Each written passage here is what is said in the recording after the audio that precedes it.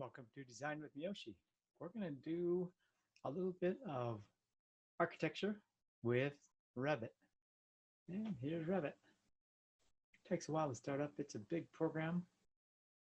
It is quite the resource hog, so be aware of that. We're just going to make a small little cabin here. Small little, redundant. We're going to make a little cabin here.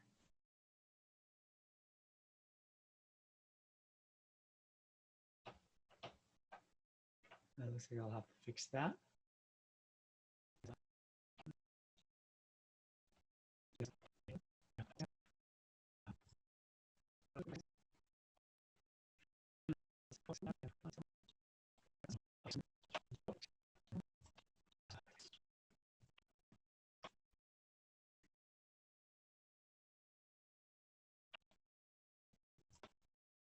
So all I did was went to the followed the link that said put the families in there, and that brought me to this guy over here. I downloaded all 4 of these, and then I just installed them all 4, and hopefully that will get me all set to run Revit properly. I did stop Revit. I turned it off to get this done. I quit the program and installed all the libraries, and then hopefully everything will be working just fine. As soon as it finishes this last installation, we'll start Revit up again, and we should be good to go. So we're starting Revit up one more time after we've installed all those downloads for the families, and hopefully everything works out fine here. We'll see.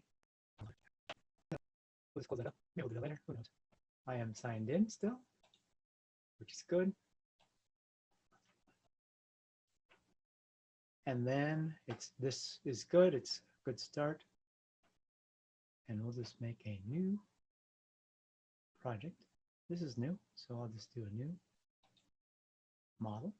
And we will just do the Imperial. We'll do the construction template. I think that's the one I usually use. There's architectural, structural, and systems. We're going to go ahead and use the construction template.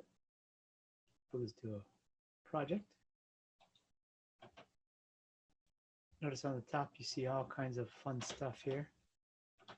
These little squares and triangles, they show you the area where you're looking at. They're actually representative of cameras, so to speak. So when you look at different views, over here in this product browser, you'll see the floor plans. You'll see ceiling plans, and you'll see 3D views, all kinds of fun stuff over here. And these east, north, south, and west are elevations. Elevations are merely views. Architects have to call them views rather than, or elevations rather than views. I do not know exactly why, but they're called elevations rather than views. But elevations, views, I pretty much use them interchangeably. Now, oftentimes people will come in here and delete these levels. It kind of makes things a little bit nicer, and you can do that if you want. And I will probably do that. Sometimes I'll like to do that in one of these elevations. And you can see the different levels here. I'm going to leave level 1 and just get rid of these guys. Now, if you notice, I click on the right side and drag to the left. That does what's called a crossing. If you click and drag from the left, notice the box is solid line, and that's called a bounding box. Things have to be inside a bounding box to get selected. If you start from the right and go to the left, you notice that it's a dashed line. Those, you just have to cross them. That's a crossing window. And so I'll just delete those guys. I'll hit the delete key. I selected them and I'll hit the delete key. And I'll go ahead and delete that. I'll delete level 2 as well.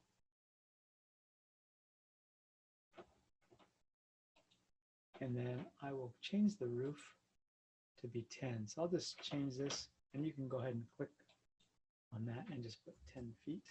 The foot mark is the apostrophe. You don't have to put the 0 afterwards, but that makes it 10 feet. And there we go. Notice you can also change this line here. We can pull it more to the right. At least I believe we can. And that makes it a little bit smaller so we can zoom in and out and all that kind of good stuff. So I can close this guy up here with this X here. And then this brings us back to the level 1. Now, notice that change this so I have level 1, roof, and a site. So I'm going to work on level 1. And notice it tells us the scale. So this properties box, it's nice to have that. And your product browser, it's good to have those couple things. You know what you do? You just make walls. Now, most walls in the United States anyway are made with, we'll just do architectural walls. Most architectural walls are going to be 6 inches wide. So I don't know why it starts out with 8, but that's okay. We'll just change this to 6-inch generic, will be fine. And if you don't have the size you want, maybe you want a 10-inch wall or something, we'll come back to that later. But we're going to do a 6-inch wall. And all you have to do is now draw. So if I click here, notice it shows me how big it's going to be. Nice thing about Revit is that it draws and then you can change the dimensions later. Now, one thing you should change before you do that, we're going to go ahead and leave this chain on. And we're going to leave the offset the way it is. I'll hit escape because I don't want this to be exactly like that. I don't want the location line. I want it to be finish face exterior or finish face interior. And basically what you do is you can also change the height. This is the height of the wall, but I like to change this. I don't like the core center. I want to either face exterior or face interior. So I'll do exterior. And it always is different. Well, I always have to remember because I switch back and forth between software, whether it's going around the outside clockwise or counterclockwise that shows the wall correctly. So if I zoom in here again, you can notice that the core or the place I'm placing the wall, that's that dashed line there. That's on the outside. So that would be the finished face on the outside. So this is where I want to go. I'm going to come out this way. And I'll just make these guys, make sure they're horizontal and vertical. Notice when I see a dashed line, that means it's lined up with that other guy. If I go beyond that, the dashed line goes away. That will line it up there. And I'll just come back all the way to the top here, finish this guy off, same place I started, and then I'm done. Now, the nice thing about this, I can now click modify. And now I can modify these walls to be exactly the length I want them to be. So notice it's an odd thing. I don't understand it totally, but if I click on this wall, it shows the vertical dimension between the other two walls. Now notice it goes from the center. You got to click on these little dots here, and that will move to the witness line, as it's called, to the inside and then the outside. And I want to do that on both sides, so that I can see the outside. And I want this to be 10 feet. So if I click on this dimension now, it'll be 10 feet. So if I put 10 with the apostrophe, that makes it 10 feet 0. Do the same thing this way. And I'll make the witness lines to the outside and the witness lines to the outside again. Because I want these to be, I want these to be 20 feet, not 10 feet. So 20 feet. And I'll do that same thing over here. Change that guy to 20 feet. Okay. I'll just move it a little bit so I can see about the right zoom. So I'll just use this little scroller to go to the right place. And there it is. About a 20 feet by 20 feet little cabin with 6-inch outer walls. Okay, that's beautiful. Now, next thing we want to do, we can make interior walls as well. So I'll just make some more walls here. One other thing that my students teach me lots of things. And one thing you can do is you can change this wall or make it so this dimension is permanent. Notice that if I hover it over, it says make dimension permanent. So I notice this is 20 feet. So I'll leave it at 20 feet. And that puts the dimension there. And if I click on this wall, I want this dimension to be permanent too. And so I can do that. Now, it's always a pain to make them unpermanent, but, and I forget how to do that, but we can do that a little bit later. So now I'll make another wall. So I'll go up here to architecture, and I'll do a wall again. Again, walls, architecture. And I do want it 6 feet still, or 6 inches rather. Now I want to make this guy about in the middle. And if I click where that triangle is, that's the midpoint exactly, but I'm not going to make it the midpoint. I'm just going to click here somewhere. Make sure it's vertical, and I'll click here somewhere. The reason I'm not going to make it exactly vertical, and then I'll do cancel. If I right click and cancel, that stops the wall. The reason I didn't, and I'll click modify. The reason I didn't put them exactly where I want to show the dimension for these again. So I'll click on this wall and it'll show the vertical dimensions here, or the horizontal. Oops, I did. It shows the horizontal. And I want to make this exactly center. So again, I'll click on these dots to make them on the exterior wall, simply because I know how far it is. And I'll click on the center there, just keep that. And I'll make this 10, exactly 10 feet. And there it is, exactly centered. I could have done that with that snapping to the midpoint, but I like to do it this way. And I'll click this guy again. And again, we'll do the same kind of thing here. I will make this guy to the outer wall. And I'll click this guy to the outer wall as well. And this guy will stay in the center. And I'll make this guy exactly 10 feet. And there we have it. Okay. Now, I'm done with those walls. And if I want, I can move this guy out a little bit. That guy out a little bit.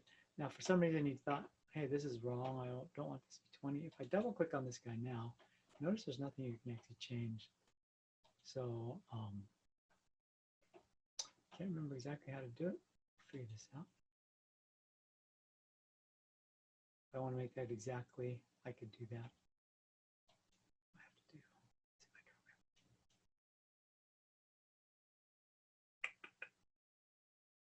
It's not this lock. I know that. That doesn't do much. How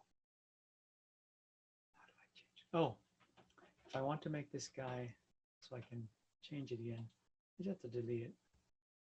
And then now, if I click on this dimension, notice that 20 is no longer, oopsie. The 20 is no longer permanent. I could click it and change it again. So if I want to change the dimension, just click it, click the dimension, delete it, and then you can put it back in, and it will be all beautiful for you. Okay, so if this is wrong, if this is supposed to be 25 feet for some reason, I could do that, but it's not. So I Control Z, bring it back, and oops, I'll dimension this guy. Click on that wall and make this 20 feet permanent.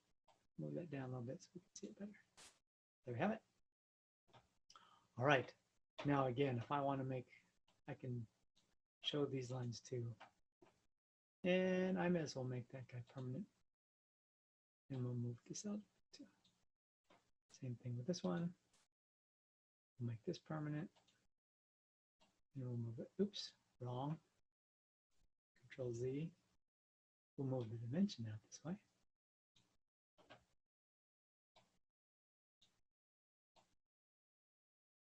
And we kind of dimension it as we go along. There we have it. Now we want to do, this is kind of a nice little cabin, if we will, but I want to make things so that they are, I want to make it so that it's real area. Okay, so if I want to put in a door or windows, I just put in the door or the window. Now, notice that, well, I'll show you this in a minute. If I try to go to component and place a component, notice it will take you to, oops, it'll take you to all kinds of cool stuff here. If I just click on this, I can put all kinds of cool things in there. But I can also go to load family. When you load family, that will put you here, and you can find all kind of neat things. Notice that you can also, looks like you can make a door with the insert. But if I try to put a door in there, it's not going to like it, or at least it didn't used to in the old Revit. Yeah, so it's going to say, I don't want to try to reload that family. So what I want to do is, I want to make sure, when I go to architecture, I want to put in a door with a door. So I'll put in door, and notice that little cannot do it sign, not, if you will. It only works on walls. So I'm going to make sure, first I'm going to check my door, 36 inches, that's 3 feet, by 84, that's 7 feet. So this is a 3070 door. So that's a good door. I'll put it right here. Oops. And there's all kinds of different doors you can do. So you can edit the type as well. You can just change the door to be set a single flush. You can load different doors. Here's a bunch of doors, and you can look at them and see which kind of door you want. And maybe you want to have a double doors or something like that. There's residential doors. There's interior, there's exterior. And maybe you want to have that. But we're going to just go ahead and keep the one we have, a 3070 door, or 36 by 84. So we'll leave that like it is. Let's just cancel. And all I have to do is put this where I want it. Okay, so let's put an outside door here. And notice it tells me the different distance I want. It goes to the center of the door, and it's measuring to the center of the wall. I'll put that door in. I'm still in the doors, so I'll just go ahead and do that. And I'll put a door here. And we'll change this a little bit later to be the way that we want. And on the front, I'm going to call that the front. I'm going to go to a different type. I'm going to use the, I'll load. And I'll do a residential. And I'll do an exterior double. I like this little exterior glass open door, so I'll put that in here. And let's make it, let's make it 6 feet by 7 feet. Okay. All right. Okay.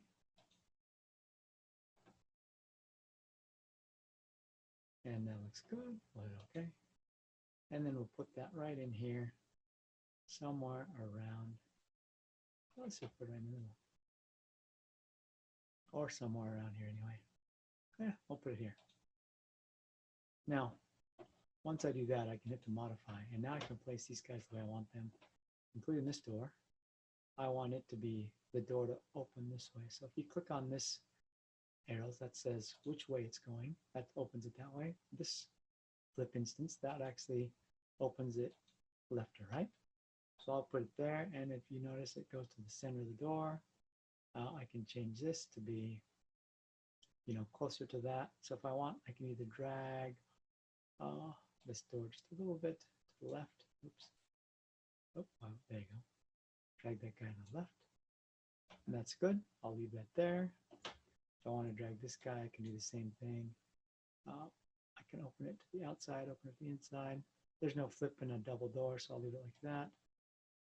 And I will move that. Oh, that looks good. And I can do the same thing here. And let's move it this direction. We'll put it about in the middle. And if we change this guy outside, we can see exactly. And let's just make it 5, 3, and 5. That's interesting. We'll put it here. Let's change that to there. Let's make it 5, 0. There. Okay. So that puts it in the center. And then now we can put in some other things. Now what I'm going to do is, this time all I'm going to do is put in some components. Well, actually, this is pretty good for now. We'll just leave this here. We've got the outer parts of our outer walls. Oh, let's do one more thing. Let's put in some windows. And I know this is going to be bathroom, so let's just put in some windows here. And these are the dimensions of the windows. So let's make a big window in the front. Yeah, it looks like it's not that big, but we'll put a window there. And I'll put a window here. And maybe we'll put a couple windows on this side too. And then let's make a small window. Well, let's put a small window here in the bathroom. A small window there. And you can place those exactly where you want them. I'm just going to leave them like that for now. And there we have it. We have a a little cabin, so to speak, with some doors, some walls, and some windows. Now we just have to put in some furniture, floors, ceilings, foundation, and some other stuff like that. But this is the beginning, so we'll stop here for now. Thanks for tuning in. We will see you next time on Design with Miyoshi.